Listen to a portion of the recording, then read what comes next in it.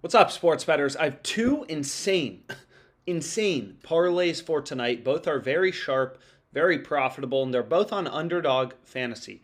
Okay, so I know I've already given out some picks on this website today, including this play. And this one was from the OddsJam screen, right? So we looked for big discrepancies in the player passing yards market. So if we go to player passing yards, I'll kind of be able to show you exactly what I'm talking about. Just kind of as an example of how you want to think about sports betting, to think like a sharp, think like a pro. You know, if you're new to this YouTube, what we really try to do is not only give you picks that are going to make you money in the long run, but also just show you, how do the sharps, how do the pros think about sports betting? And the first thing you're going to notice is, hey, why is Underdog Fantasy setting the line for Davis Mills at 227.5 when Prize Picks has it at 190.5, 37 yards lower, and Monkey Knife Fight has it at 199.5, 28 yards lower? Seems like Underdog Fantasy is asleep at the wheel and they opened their line on Davis Mills way too high, right? So that's an example of an under that I went with. And again, I always say this, but I'm literally just showing you what I bet. If I have a lot of picks on Underdog Fantasy, I found a lot of value, right? If we go on losing streaks, I'm going on a losing streak. If we go on big winning streaks, I'm going on a winning streak. And the whole goal is to kind of show you, give you winning picks and show you how I think about sports betting. So we've gone through this many times. When you're placing 3-pick entries on Underdog Fantasy, you should assume you're getting minus 122 implied odds. So you're looking for value at minus 122.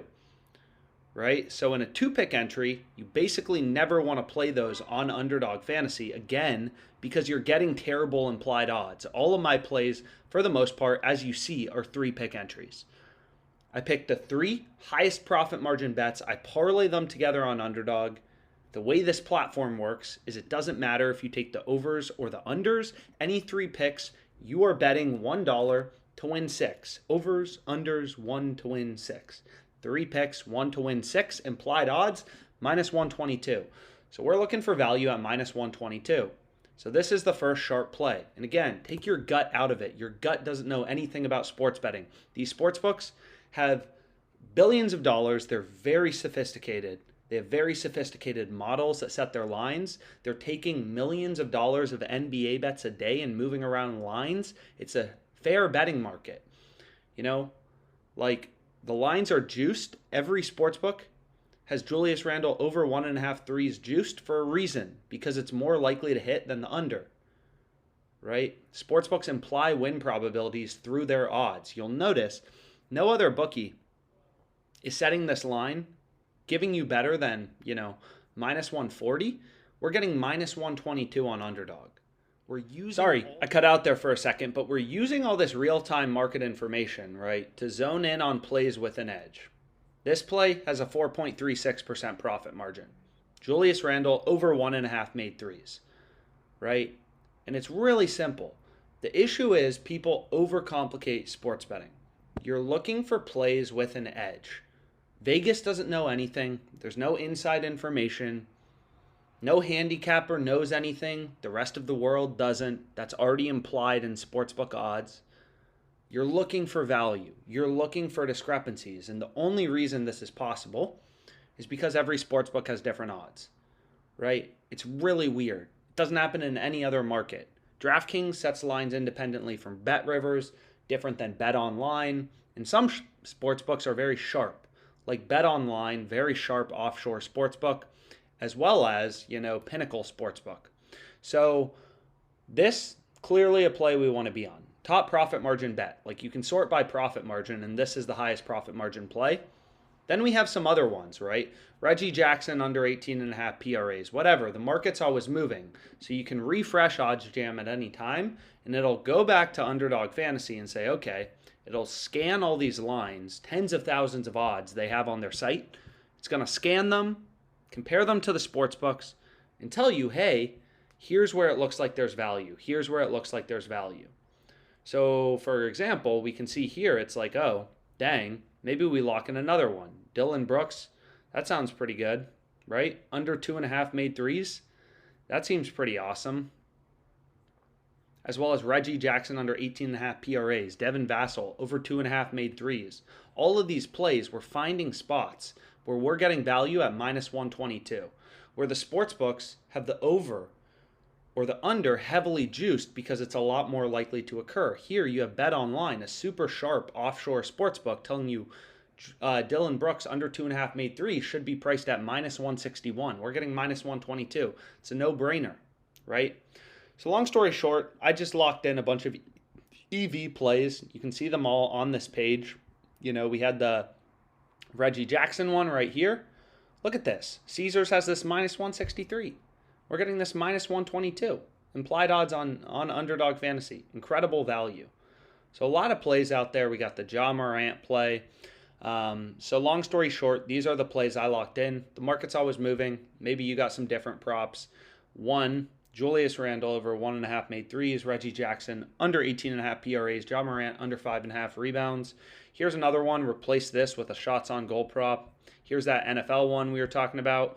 And then here, we put in that Devin Vassell one we saw earlier, right? And then you can refresh. The market's always moving. You want more up-to-date information. You want to look at all the sportsbook odds, compare it to the lines on the bookies, and find value. So, for example, if I were betting right now, I've already hit the cap on the first guy, so unfortunately I can't bet it again. But what I do is I just be like, okay, let's do this. Let's take him. We want over 2.5 made threes. We wanted Brooks under 2.5 made threes, I believe. Go back to OddsJam. Here, the under is heavily juiced, so we're getting value on the under. Caesars frickin' has this minus 163, right? Sportsbooks imply win probabilities through their odds. When the odds are heavily juiced towards the under, it's because the under is a lot more likely to occur. So we want the over here. We want the under for Reggie Jackson. So we can try. We'll see if they give me more on Reggie Jackson. I just don't think they're gonna. So if we try lower, lower, over, and then we can try. And we can see if they take more action on Reggie Jackson. But my assumption is they're going to say, hey, you got to make a new pick aside from Reggie Jackson. So yeah, they say I hit the $3,000 limit, so I have to go here.